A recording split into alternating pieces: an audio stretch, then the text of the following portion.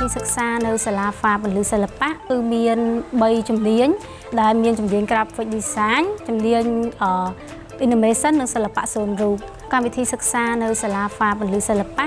គឺមានរយៈពេល3ឆ្នាំឆ្នាំទី1ហ្នឹងគឺយើងរៀនមូលដ្ឋានគ្រឹះត្រកឆ្នាំទី2វិញយើងចាប់ដើមជ្រើសរើសជំនាញដើម្បីចាប់យកជំនាញណាមួយដែលយើងបានពេញចិត្តឬស្រឡាញ់ហ្នឹងហើយនៅចុងឆ្នាំទី2គឺយើងចាប់ដើមចុះ internship រយៈពេល3ខែ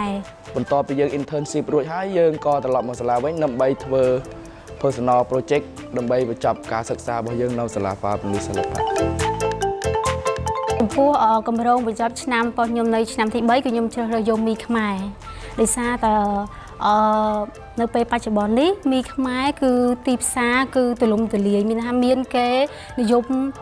ញ៉ាំច្រើនប៉ុន្តែយើងឃើញថាអត់មានការវិកខ្ចប់មួយណាដែលត្រឹមត្រូវទេនៅលើទីផ្សារមិនថានៅផ្សារធម្មតាឬមួយក៏ផ្សារទំនើបអីទេគឺយើង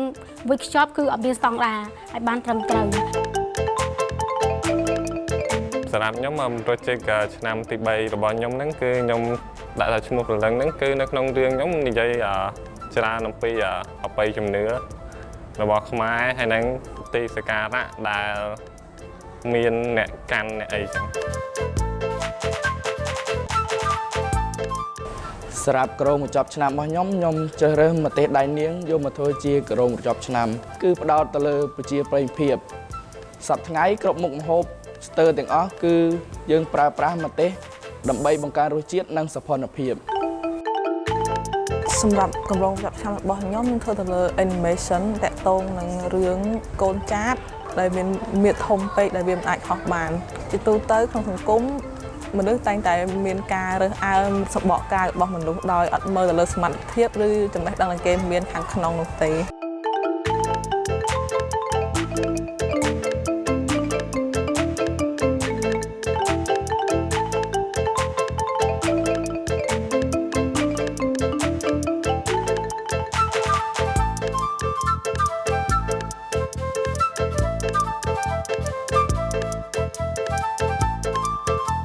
អនាគតគឺខ្ញុំចង់បង្កើត studio មួយដែលមានទាំង graphic design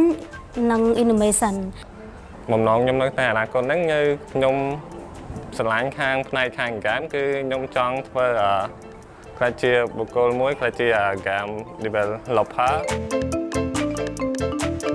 យក animation មួយដើម្បីបង្កើត animation ខ្នាតតូចនិង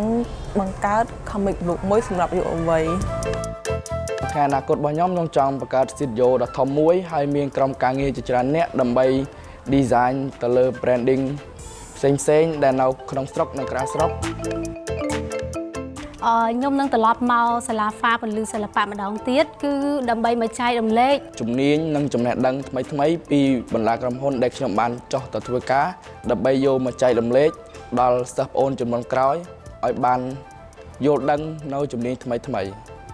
ខ្ញុំក៏ធ្លាប់មានគំនិតមួយថាចង់មកធ្វើជាគ្រូបង្រៀននៅសាលាហ្វាពលិសិល្បៈខ្ញុំមានពាក្យពេចន៍មួយចំនួនដើម្បីផ្ដាច់ផ្ដាំទៅបងប្អូនជំនាន់ក្រោយដែលគាត់បានមកសិក្សានៅសាលាបើសិនជាបានមករៀនហើយគួរតែចាប់ជំនាញអ្វីមួយដែលខ្លួនស្រឡាញ់ព្រោះបើសិនយើងចេះពិតប្រកបវាមិនខ្វះទេការងារ